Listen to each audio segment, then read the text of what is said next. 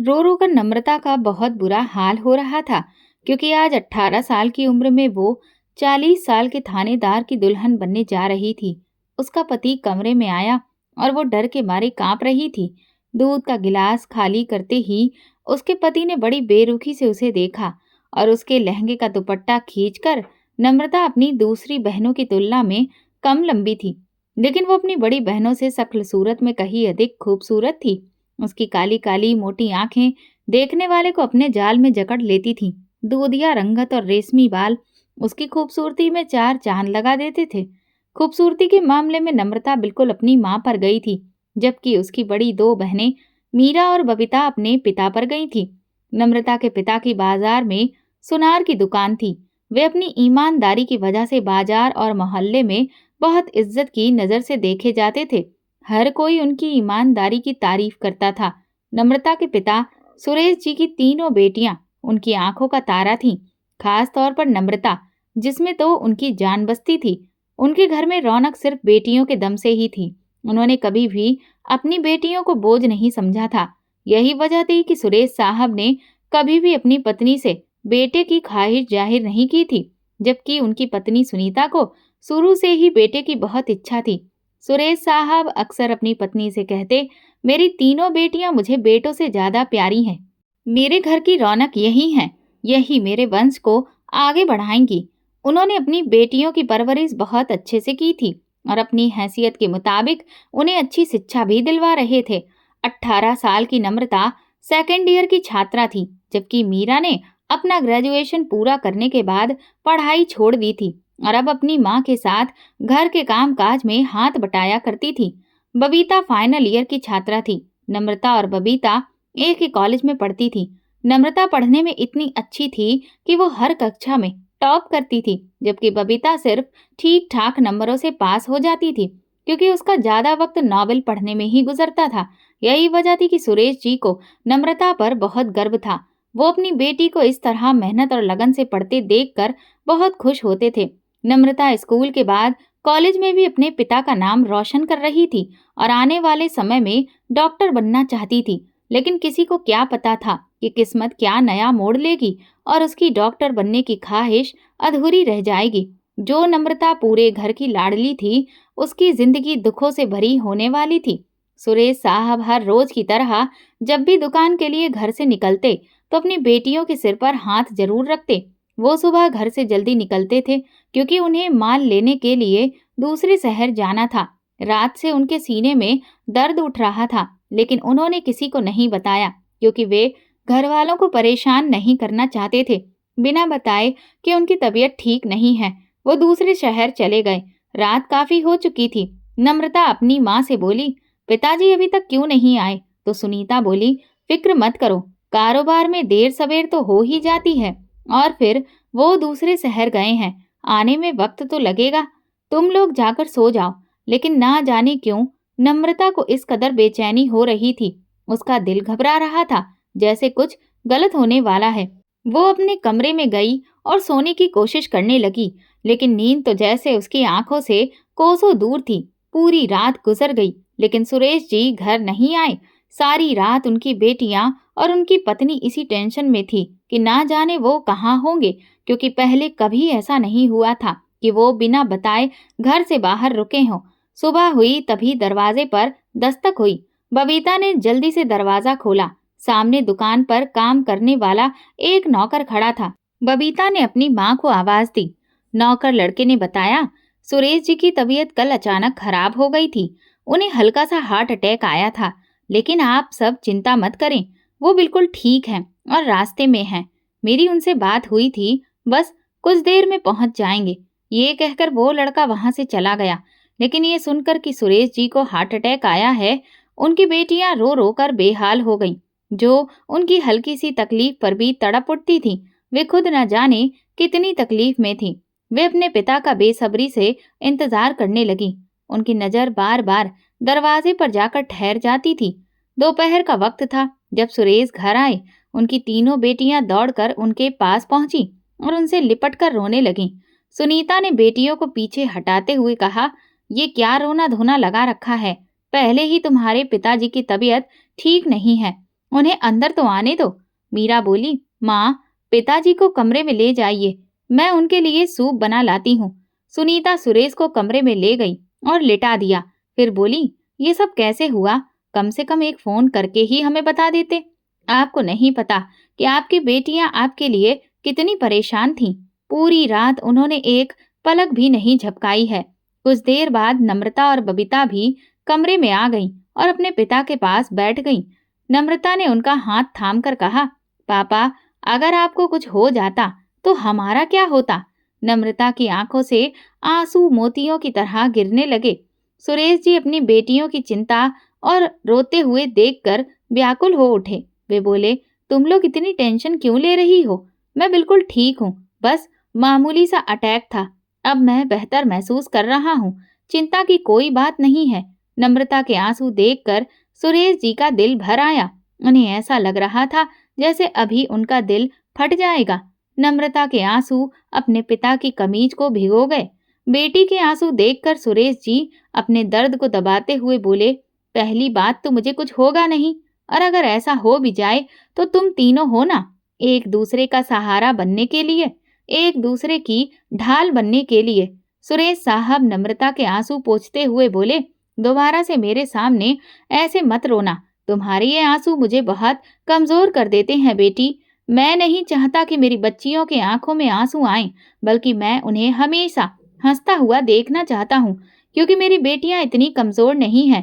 तुम तीनों तो मेरी ताकत हो, मेरी हिम्मत हो, और बुरे वक्त का मुकाबला रोकर नहीं बल्कि डटकर करना चाहिए। यही मेरी तुम्हें नसीहत है। नम्रता ने जल्दी से अपने आंसू साफ किए और बोली, पापा, आज के बाद मैं नहीं रोऊंगी। बबीता बोली, अच्छा, सारे नंबर खुद ही समेट रही हो, पीछे हटो, मुझे भी तो अपने पापा की सेवा करने दो। नम्रता बोली, बिल्कुल नहीं, मैं पापा के पास से नहीं हटूंगी, मैं उनकी लाडली बेटी हूँ।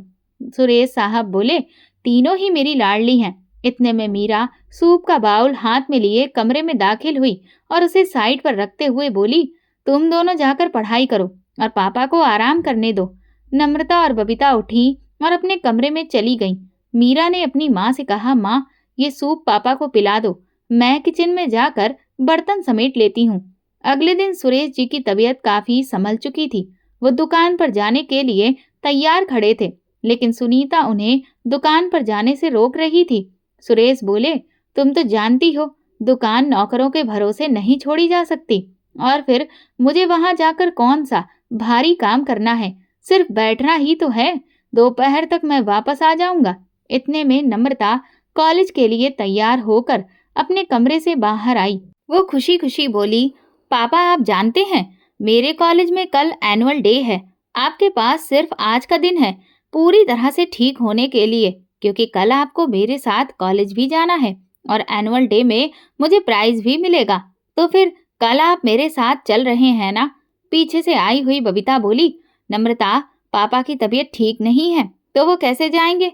नम्रता बोली, हाँ हाँ, तुम तो यही चाहती हो कि पिताजी ना जाएं, क्योंकि अगर वो वहां गए तो तुम्हारे कारनामों के बारे में भी पता चल जाएगा कि तुम कॉलेज में पढ़ाई के बजाय सारा दिन नॉवेल्स पढ़ने में गुजार देती हो। तुम यही चाहोगी कि पिताजी वहां ना जाएं। सुनीता बोली, तुम दोनों सुबह सुबह ही शुरू हो गई। चलो जल्दी से नाश्ता करो, वैन आने वाली है, कल का कल देखा जाएगा। सुरेश जी अपनी पत्नी और बेटियों को बाय कहते हुए दुकान पर चले गए। घर के कामों से फ्री होकर मीरा टीवी देखने में व्यस्त हो गई। बेल की आवाज सुनकर वो दरवाजा खोलने के लिए उठी तो उसके सामने अधेड़ उम्र की एक औरत खड़ी थी। मीरा ने उन्हें नमस्ते किया और पूछा, आंटी, आपको किसी से मिलना है? वो औरत बोली, मुझे सुनीता से मिलना है, क्या वो घर पर है? मीरा ने कहा, माँ तो बाजार गई है घर के लिए कुछ सामान लेने, आप अंदर आ जाइए, कुछ ही देर में वो आ जाएंगी। मीरा ने उसे अंदर बैठाया और बोली, आप बैठिए, मैं आपके लिए पानी लेकर आती हूँ।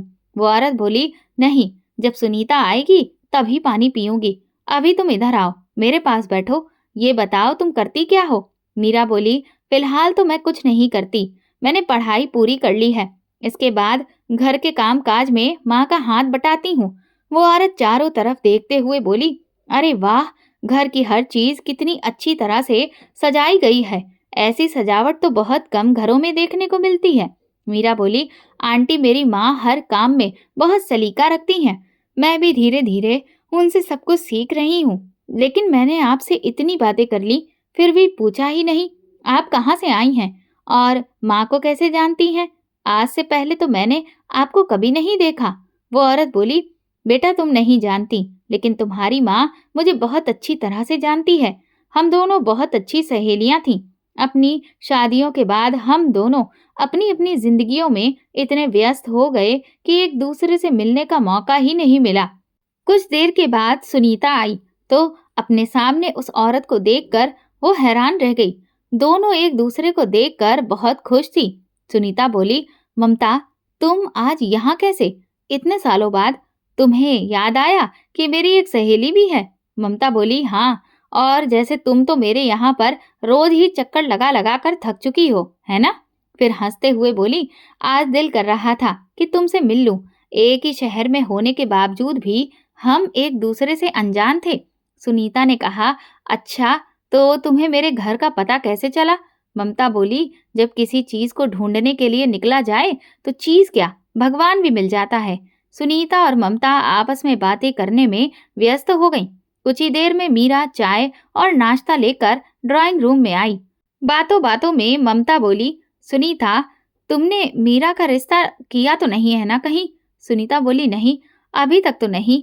मैं और सुरेश जी सोच रहे हैं कि कोई अच्छा सा लड़का देखकर मीरा की शादी पक्की कर दें। फिर सुनीता ने पूछा, अच्छा तुम ये बताओ तुम्हारे कितने बच्चे हैं? ममता बोली, मेरे 2 बेटे हैं। बड़ा बेटा कनाडा में है और वहीं पर जॉब करता है।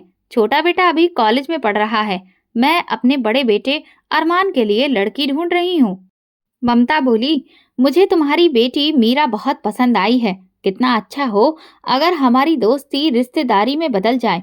सुनीता बोली, क्या मतलब? ममता ने कहा, मतलब तुम समझ ही गई हो। मुझे अपने बड़े बेटे अरमान के लिए तुम्हारी बेटी मीरा बहुत पसंद आई है।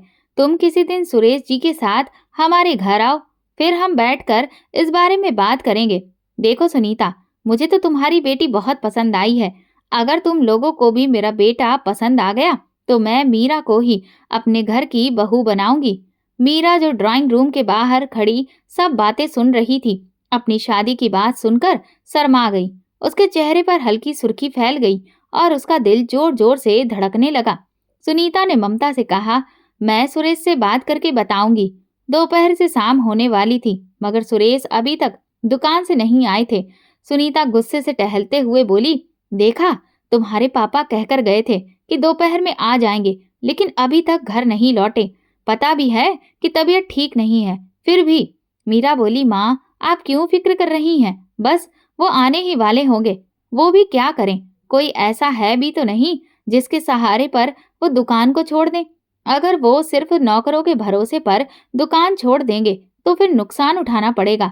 जब सुरेश जी दुकान से आए तो खाना खाने के बाद वो आराम करने के लिए अपने कमरे में चले गए। सुनीता मीरा से बोली, तुम ये बर्तन समेट लो, मैं कमरे में जा रही हूँ। मुझे तुम्हारे पापा से कुछ जरूरी बात करनी है। मीरा को पता था कि माँ पापा से क्या बात करने वाली है। सुनीता कमरे में गई और सुरेश से कहा, मुझे आपसे जरूरी बात करनी है। सुरेश बोले, क्या हुआ? सुनीता बोली, मेरी एक सहेली थी जिसका जिक्र मैं पहले भी कर चुकी हूँ। वो आज हमारे घर आई थी और मीरा से मिली। उसे मीरा बहुत पसंद आई है। उसका बेटा अरमान जो कनाडा में जॉब करता है, उसके लिए ममता ने हमारी मीरा को पसंद किया है। उसने हमें अपने घर भी बुलाया है। उसने कहा है कि अगर हमें भी उसका बेटा पसंद आ गया तो वो मीरा को अपने घर की बहू बनाएगी। ममता को मीरा बहुत पसंद आई है। सुरेश जी ये सुनकर बहुत खुश हुए और बोले, ये तो बहुत अच्छी बात है, और इससे भी अच्छी बात यह है कि तुम अपनी सहेली को अच्छे से जानती हो, तो हमें उन लोगों को परखने की जरूरत नहीं पड़ेगी। सुनीता बोली, तो फिर किसी दिन समय निकालकर हम उनके यहाँ चलें। अभी सुनीता और सुरेश ये बातें कर ही रहे थे कि उनके कमरे में नम्रता आ गई। वो भी उनकी बातें सुन चुकी थी। सुनीता नम्रता से बोली, तुम अभी तक सोई नहीं? सुबह कॉलेज नहीं जाना क्या? नम्रता अपनी गोल गोल आंखें घुमाते हुए बोली, माँ सुबह कॉलेज में एनुअल फंक्शन है। मैंने आपको बताया तो था, आप लोगों को मेरे साथ चलना होगा। सुनीता बोली, मैं तो तुम्हारे साथ बिल्कुल भी नहीं जाऊंगी। वहाँ इतनी भीड़ भाड़ होती है, मेरा तो दम घुटने लगता है। सुरेश जी बोले, मैं चलूंगा अपनी बेटी के साथ। ये सुनकर नम्रता खुश हो गई। अगले दिन नम्रता कॉलेज जाने के लिए जल्दी उठ गई थी, क्योंकि उसने एनुअल डे के फंक्शन में होने वाले कार्यक्रम में हिस्सा लिया था। नहाने के बाद वो अपने बालों को ड्राई मशीन से सुखा रही थी। साथ ही वो बबीता को आवाजें भी दे रही थी। अभी तक सो रही हो, कॉलेज नहीं जाना है क्या? लेकिन बबीता हिली तक नहीं। इसके बाद नम्रता ने आंखों में काजल लगाया, जिससे वो बहुत खूबसूरत लग रही थी। उसे नहीं पता था कि उसकी यही खूबसूरती आज उसके लिए बहुत बड़ा इम्तिहान बन जाएगी। अभी वो पूरी तरह से तैयार भी नहीं हुई थी कि उसने माँ से कहा, माँ, बबीता जाग ही नहीं रही, इसलिए मैं तो जा रही हूँ। आप उससे कहना कि वो पापा के साथ आ जाए, मुझे देर हो रही है। मैम ने मुझे पहले आने के लिए कहा है। सुनीता ने कहा, ठीक है, तुम जाओ, मैं उसे भेज दूंगी, कोई दिक्कत नहीं है। जब नम्रता कॉलेज पहुंची तो बाहर से ही उसे पता चल रहा था कि वहाँ बहुत कम स्टूडेंट्स थे, क्योंकि उस दिन बहुत बड़े बड़े लोग कॉलेज में चीफ गेस्ट के तौर पर बुलाए गए थे। इसलिए सिक्योरिटी का भी खास इंतजाम किया गया था। कई स्टूडेंट्स को उनके आईडी कार्ड चेक करने के बाद ही कॉलेज में एंट्री दी जा रही थी। जब नम्रता ने अपना आईडी कार्ड चेक किया तो उसे पता चला कि वो तो कार्ड घर पर ही भूल आई है। एक पुलिस वाले ने नम्रता को कॉलेज के गेट पर रोक लिया। वो सहम गई और बोली, सर, मैं इसी कॉलेज की स्टूडेंट हूँ। आज गलती से अपना आईडी कार्ड घर पर भूल गई हूँ। प्लीज मुझे अंदर जाने दें। पुलिस वाला बोला, मैडम, हमें इसकी इजाजत नहीं है।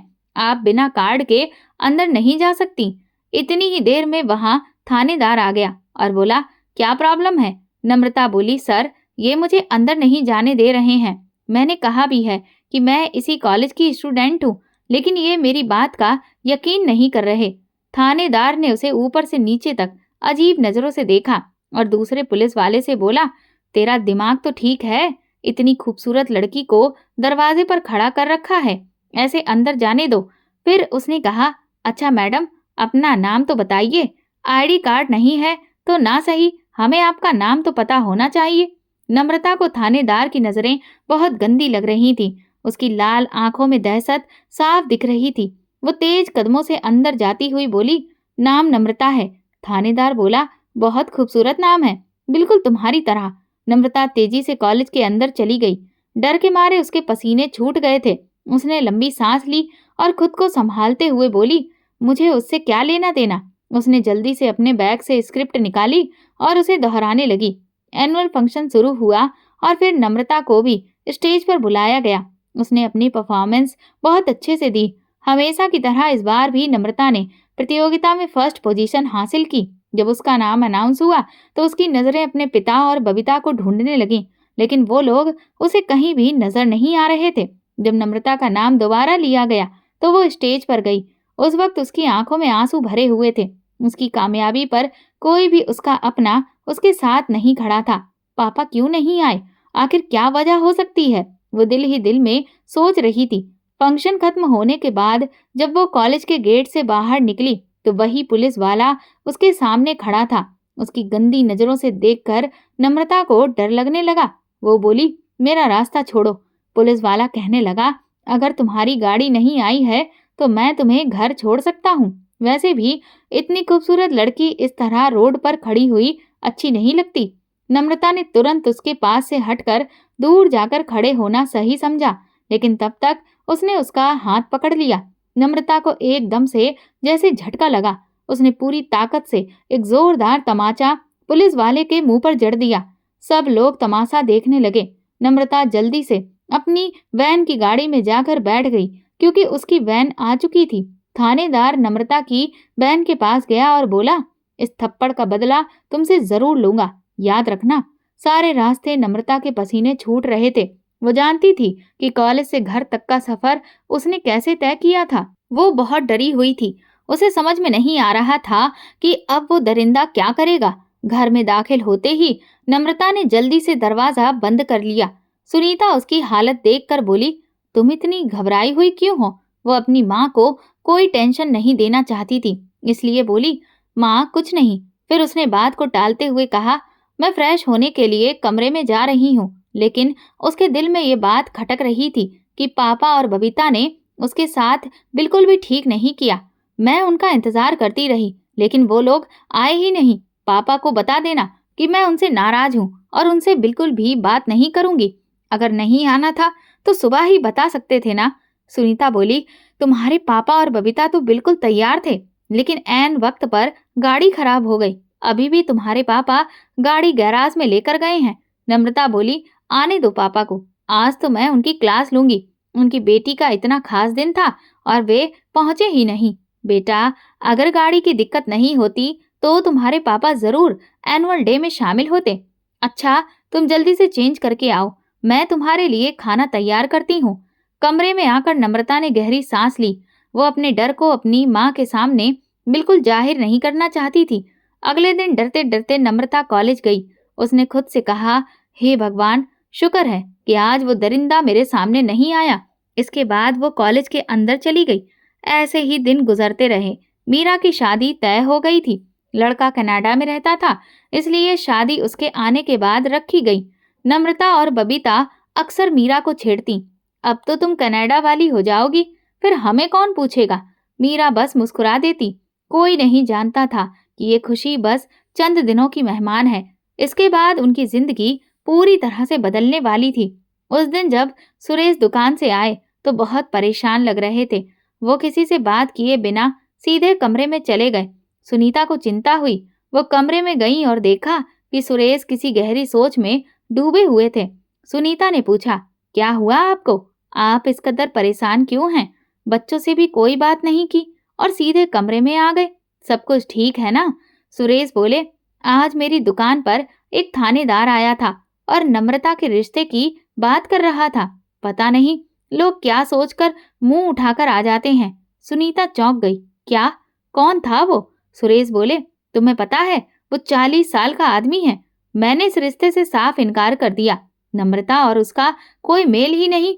वो देखने में भी कोई अच्छा इंसान नहीं लग रहा था। मैंने तो उसे साफ कह दिया कि मेरी बेटी अभी बहुत छोटी है और फिर तुम्हारे जैसे आदमी से तो मैं अपनी बेटी की शादी बिल्कुल भी नहीं कर सकता। वो गुस्से में दुकान से चला गया और जाते जाते धमकी देकर गया है, शादी तो मैं तुम्हारी बेटी से ही करूंगा। ये इनकार तुम्हें बहुत महंगा पड़ेगा, याद रखना। अभी तो मैं जा रहा हूँ, दोबारा मुलाकात थाने में होगी। सुनीता टेंशन में बोली, अब क्या होगा? पुलिस वालों को तो वैसे भी काली कमाई खाने की आदत होती है, ना जाने वो क्या करेगा। सुरेश बोले, कुछ नहीं होगा और तुम ये बात बच्चों से मत करना, मैं खुद ही सारा मामला देख लूंगा। अगली सुबह बबीता और नम्रता कॉलेज चली गईं और सुरेश दुकान पर चले गए, बिना ये जाने कि आज उन पर कौन सी कयामत टूटने वाली है। रात के वक्त जब सुरेश दुकान से वापस नहीं आए तो सुनीता और उनकी बेटियों को चिंता होने लगी। नम्रता बोली, पता नहीं पापा कहाँ होंगे, मोबाइल भी लगातार बंद जा रहा है। तभी सुनीता के नंबर पर एक कॉल आई। जैसे ही उन्होंने हेलो कहा, एक भारी मर्दाना आवाज उभरी, आप सुरेश के घर से बोल रही हैं? सुनीता ने घबराकर हाँ कहा। इसके बाद जो शब्द उसने सुने उन पर यकीन करना नामुमकिन था। वह आदमी बोला, सुरेश की दुकान से गैर कानूनी सामान बरामद हुआ है। इस सिलसिले में वो पुलिस की गिरफ्त में है। ये सुनकर सुनीता जैसे पत्थर की मूर्ति बन गई। उन्हें अपने कानों पर यकीन नहीं हो रहा था। नहीं, सुरेश ऐसा नहीं कर सकते। जरूर ये थानेदार की चाल है, ये सब उसी का किया धरा है। वो पागलों की तरह चिल्लाने लगी। उसने अपना कहा सच करके दिखा दिया। अपनी माँ के ये शब्द सुनने के बाद नम्रता सारा मामला समझ चुकी थी। उसने पूरी बात माँ को बताई। रात गुजर गई। सुबह सुनीता खाना लेकर गई। जब सुरेश से मुलाकात हुई तो वो बोले, मैंने कुछ भी नहीं किया, मुझे नहीं पता कि दुकान में वो सामान कहाँ से आया था। सुनीता ने कहा, मैं जानती हूँ कि आप कुछ भी गलत नहीं कर सकते, आप भरोसा रखिए, सब ठीक हो जाएगा। इतनी देर में दुकान पर काम करने वाले सुरेश के नौकर भी आ गए। उन्हें देखकर सुरेश को थोड़ी तसल्ली हुई, मगर अगले ही पल उन्हें जोरदार झटका लगा जब एक नौकर आगे बढ़ा और चाबियां सुरेश को देते हुए बोला, हमें आपकी दुकान पर काम नहीं करना, हम कोई भी खतरा मोल नहीं ले सकते। आज आप हवालात में हैं, कहीं ऐसा ना हो कि कल हम आपकी जगह खड़े हों। ये कहकर वे वहां से चले गए।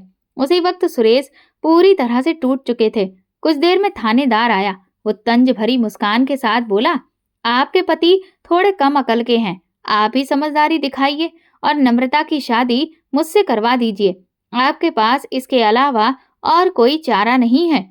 अगर तुम लोगों ने ऐसा नहीं किया तो मैं इसे और भी बड़े केस में फंसा दूंगा।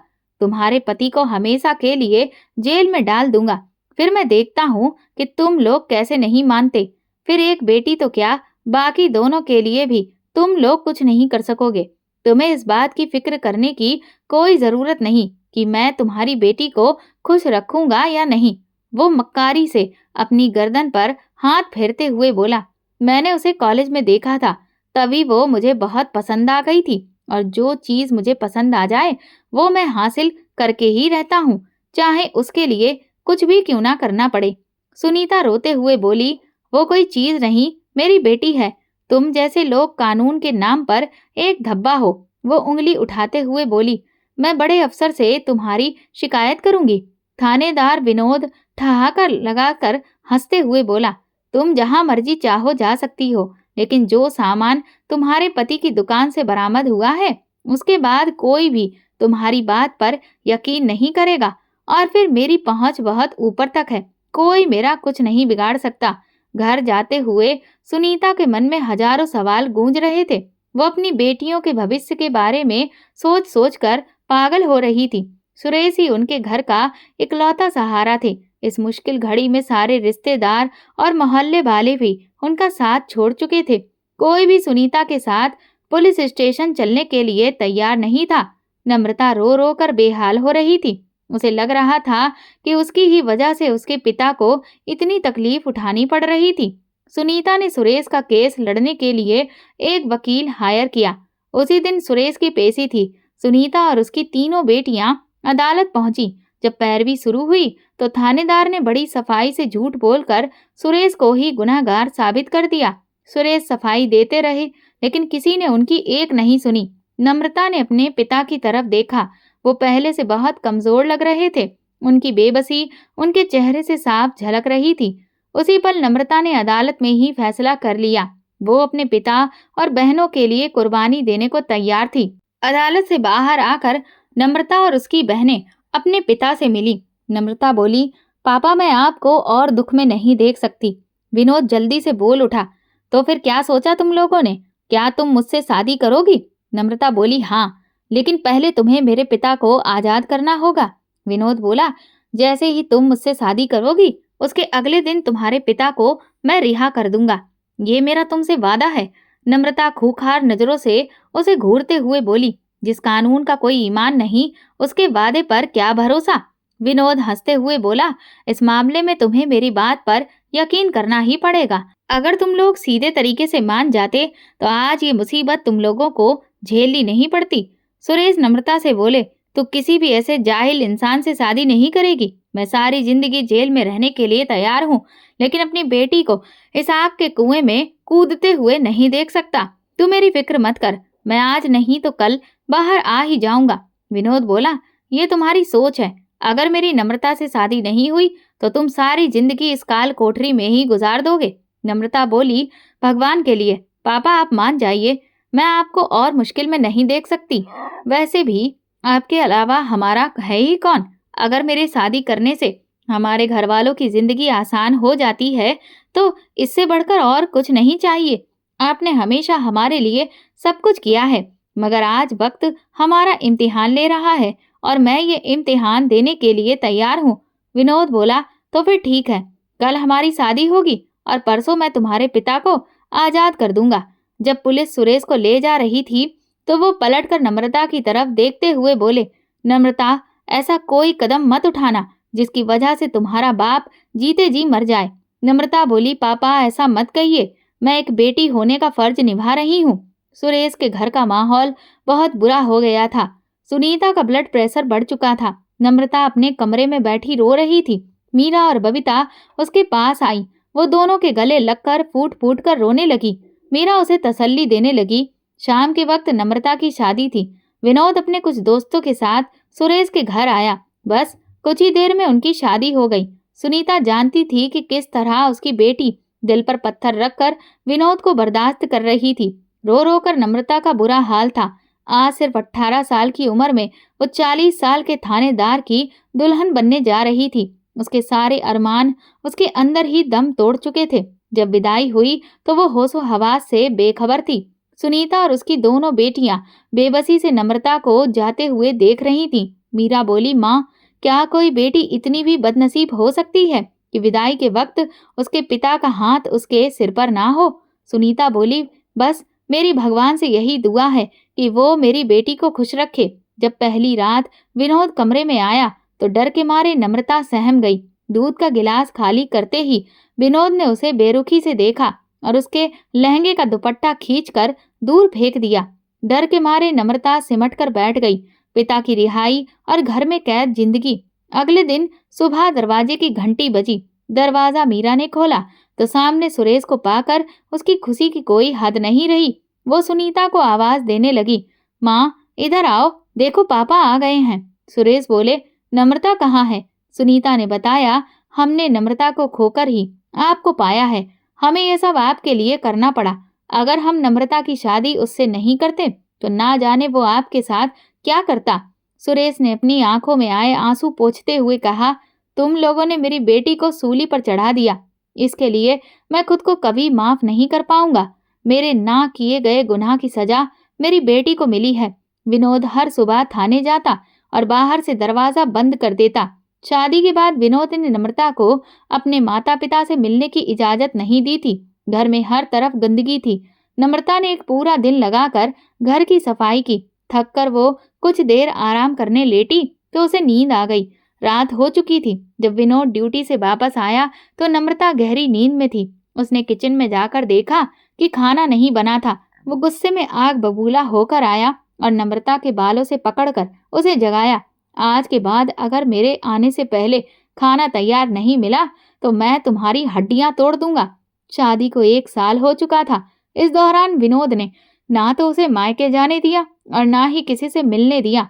नम्रता दिन रात मारपीट सहती रही। वह अक्सर छोटी छोटी बातों पर उसे बेरहमी से पीटता था। उसके शरीर पर नीले निशान पड़ जाते थे, लेकिन उसके पास और कोई चारा नहीं था। हर वक्त वो भगवान से प्रार्थना करती रहती, हे भगवान, मुझे इस जालिम से छुटकारा दिला दो। एक दिन विनोद ड्यूटी पर गया, लेकिन रात भर घर नहीं लौटा। नम्रता को उसकी कोई फिक्र नहीं थी, मगर अकेले रात के अंधेरे से उसे डर लगता था। 2 दिन तक विनोद घर नहीं आया। फिर कुछ लोग उसे बेहोशी की हालत में घर लेकर आए। उन्होंने बताया कि ड्यूटी पर जाते हुए उसका भयानक एक्सीडेंट हुआ, जिससे उसकी दोनों टांगें टूट गईं। अब वो चलने फिरने के काबिल नहीं रहा। ये सुनकर नम्रता को दुख हुआ। आखिर वो उसका पति था और उसके गर्भ में उसका बच्चा पल रहा था। कुछ दिन तक विनोद चुप रहा। नम्रता ने उसकी बहुत सेवा की। उसकी वफादारी देखकर विनोद खुद ही शर्मिंदा होता रहा। हर रोज वो नम्रता से माफी मांगता, मैंने तुम्हारे साथ बहुत बुरा किया और शायद इसी की सजा मिली है मुझे। हो सके तो मुझे माफ कर दो। नम्रता खामोश रहती। वो अपने माँ बाप और अपने साथ हुई जाति को एक पल के लिए भी नहीं भूल पाती थी। इसके बावजूद वो विनोद का पूरा ध्यान रखती, उसे समय पर दवाइयाँ देती। एक दिन विनोद बोला, नम्रता, तुम कहती थी ना कि तुम्हें अपने माँ बाप से मिलना है। अगर तुम चाहो तो हमेशा के लिए उनके पास जा सकती हो। अब मैं तुम पर कोई पाबंदी नहीं लगाऊंगा। दरवाजा खुला है, तुम चाहो तो जा सकती हो। नम्रता बोली, मैं आप जैसी जालिम नहीं हूँ कि एक बच्चे से उसके बाप का साया छीन लूं। आप जैसे भी हैं, मेरे बच्चे के पिता हैं, इसलिए मैं ये घर छोड़कर नहीं जाऊंगी। एक दिन नम्रता अपने पापा से मिलने के लिए उनके घर गई, लेकिन कुछ ही देर में वो वहां ठहरी, क्योंकि वापस जाकर उसे विनोद को दवाइयां भी देनी थी। जब वो घर पहुंची तो उसने विनोद को मृत अवस्था में पड़ा देखा। ये देखते ही नम्रता के मुंह से एकदम चीख निकल गई। वो घुटनों के बल बैठकर रोने लगी। कुछ ही देर में उसके घरवाले भी वहां आ गए। विनोद का अंतिम संस्कार करने के बाद वे नम्रता को अपने साथ घर ले आए। कुछ समय बाद नम्रता ने एक फूल सी बच्ची को जन्म दिया, जिसका नाम उसने पंखुड़ी रखा। जब भी नम्रता पंखुड़ी को देखती तो अंदर ही अंदर खून के आंसू रोती कि उसकी बेटी अनाथ की जिंदगी गुजारेगी। समय बीतता गया और फिर मीरा की शादी की तारीख तय कर दी गई। शादी की तैयारियां जोरों पर चल रही थीं। सुनीता जब भी नम्रता को देखती तो उसकी उदासी उसे घेर लेती। वो नम्रता से कहती, तुम भी मीरा और बबीता के साथ बाजार जाया करो। लेकिन नम्रता हमेशा इनकार कर देती, नहीं माँ, मेरी छोटी सी बच्ची है, मैं उसे छोड़कर नहीं जा सकती। मीरा की शादी सादगी से तय कर दी गई थी, जिसमें सिर्फ कुछ खास मेहमानों को बुलाया गया था। शादी के समय एक लड़का बार बार मीरा के कमरे में आ रहा था, क्योंकि उसकी नजरें नम्रता पर टिक जाती थीं। उसका नाम आलोक था। वो खुद भी समझ नहीं पा रहा था कि उसके साथ क्या हो रहा है। शादी के हर फंक्शन में उसका यही हाल रहता था। अगर कुछ पल के लिए भी नम्रता उसकी आंखों से ओझल हो जाती तो वो पागलों की तरह उसे ढूंढने लगता। लेकिन नम्रता जो इतने बड़े दुख से गुजरी थी, उसे किसी भी बात का होश ही नहीं था। मीरा का देवर आलोक नम्रता को देखकर अपनी भाभी से बोला, भाभी ये लड़की कौन है? मुझे नहीं पता था कि आपके परिवार में इतनी खूबसूरत लड़कियां भी हैं। मीरा बोली, ये मेरी बहन नम्रता है। वक्त ने इसके साथ बहुत बुरा खेल खेला है। क्या तुम्हें ममता आंटी ने कुछ नहीं बताया? आलोक बोला, माँ ने तो सिर्फ नाम बताया था, लेकिन आज देखा भी और पहली नजर में ही अपना दिल भी हार बैठा। मुझे इससे कोई फर्क नहीं पड़ता कि वो एक बेटी की माँ है। मैं नम्रता को अपनाना चाहता हूँ, और ये सब मैं उस पर तरस खाकर नहीं कर रहा, बल्कि पहली नजर में ही मैं उसका दीवाना हो चुका हूँ। मैं अभी जाकर माँ से बात करता हूँ, वे मेरी खुशी के आगे जरूर मान जाएंगी। ममता ने जब अपने बेटे आलोक के मुंह से ये सुना तो वो हैरान रह गई। वो बोली, देखो बेटा, वो एक बेटी की माँ है। आलोक बोला, माँ मैं जानता हूँ, अगर आपकी जगह कोई और होता तो शायद वही बात कहता, लेकिन मैं अपने फैसले से पीछे नहीं हटूंगा। मैं नम्रता और उसकी बेटी का सहारा बनना चाहता हूँ। ममता बोली, अच्छा, मैं सुरेश जी और सुनीता से बात करती हूँ, पता नहीं वे इस रिश्ते के लिए राजी होंगे या नहीं। आलोक बोला, माँ बस एक बार बात कर लीजिए, मुझे यकीन है वो जरूर मान जाएंगे। सुनीता मेहमानों की खातिरदारी में लगी हुई थी। ममता ने अपनी सहेली सुनीता को एक तरफ बुलाया और अपने बेटे आलोक के लिए नम्रता का हाथ मांग लिया। सुनीता ने कहा, मेरी बेटी पहले ही बहुत कुछ सह चुकी है, पता नहीं वो इस शादी के लिए तैयार होगी भी या नहीं। हम उस पर किसी भी तरह का दबाव नहीं डालना चाहते। ममता बोली, देखो सुनीता, समझने की कोशिश करो, दूसरों के दिए जख्मों को भरने के लिए भी किसी के प्रेम की जरूरत होती है, और मैं जानती हूँ कि नम्रता के लिए मेरे बेटे से अच्छा मोहब्बत करने वाला और कोई नहीं हो सकता। बस अब तुम सुरेश भाई साहब से उनकी इच्छा पूछ लो, ताकि मैं आज ही अपनी दोनों बहुओं को अपने साथ ले जा सकूं। जब नम्रता को इस रिश्ते के बारे में बताया गया तो उसने साफ इनकार कर दिया। सुरेश जी नम्रता को समझाते हुए बोले, देखो बेटा, जिंदगी का कोई भरोसा नहीं है। मैं चाहता हूँ कि मेरी तीनों बेटियां अपनी जिंदगी में खुश रहें। आलोक बहुत अच्छा लड़का है, और सबसे बड़ी बात यह है कि वो तुम्हारी बेटी को भी अपनाना चाहता है। तुम्हारी बेटी को पिता का साया मिल जाएगा। नम्रता अपने पिता की ओर देखते हुए बोली, पापा, मैं कभी भी आपके फैसले के खिलाफ नहीं जा सकती, इसलिए जो भी आपका फैसला होगा मुझे मंजूर है। मीरा की शादी वाले दिन ही नम्रता और आलोक की भी शादी करवा दी गई। सुनीता ने नम्रता से कहा, मैं पंखुड़ी को अपने पास रख लेती हूँ। इससे पहले कि नम्रता कुछ बोलती, आलोक बीच में ही बोल पड़ा, नहीं आंटी, बिल्कुल भी नहीं, आप पंखुड़ी को नहीं रख सकती, बल्कि हम तो अपनी बेटी को अपने साथ लेकर जाएंगे। विदाई के वक्त नम्रता की आंखें खुशी और गम के मिले जुले भाव से भरी हुई थीं। एक तरफ माँ बाप से बिछड़ने का दुख था, तो दूसरी तरफ आलोक को पाकर वो खुद को दुनिया की सबसे खुशकिस्मत लड़की समझ रही थी, जो ना सिर्फ उसका बल्कि उसकी बेटी का भी रखवाला था। नम्रता आलोक के साथ चलते हुए सोच रही थी, क्या किस्मत इतनी जल्दी भी बदल सकती है? हर दुख के बाद खुशी और हर अंधेरे के बाद रोशनी जरूर मिलती है। आज नम्रता को इस बात पर पूरा यकीन हो गया था। वो अपने भगवान को धन्यवाद दे रही थी, जिसने आलोक जैसे इंसान को उसकी जिंदगी में शामिल किया। अब नम्रता की जिंदगी में सिर्फ खुशियां ही खुशियां थीं। दोस्तों, अगर आपको हमारी कहानी पसंद आई हो तो कमेंट करके ज़रूर बताइए। वीडियो को लाइक करें और ज़्यादा से ज़्यादा शेयर करें। अगर आप इस चैनल पर नए हैं तो सब्सक्राइब ज़रूर करें और नोटिफिकेशन बेल को दबाएं, ताकि अगली अपडेट सबसे पहले आपको मिले। धन्यवाद।